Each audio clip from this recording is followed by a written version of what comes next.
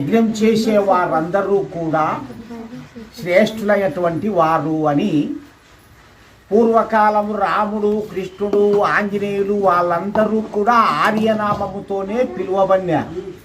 అంటే వాళ్ళ పెద్దలు కానీ ఇతరులు కానీ వాళ్ళను పిలిచడం ఆ విధంగా ఆర్యులారా, ఆర్య అని సంబోధిస్తున్నారు. మన దేశము ఆర్యావర్త దేశము.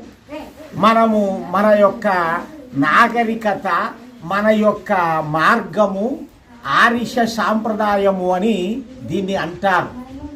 కాబట్టి మనమెల్లరము కూడా జ్ఞానము తెలుసుకొని పెంచుకొని ఇటువంటి కార్యక్రమాలకు సహకరించడము, ఇటువంటి కార్యక్రమాలు మనము చేయడము, ఇటువంటి విధానాలన్నీ కూడా మనం నేర్చుకొని చేయగలిగితే మనకు పుణ్యం వస్తుంది.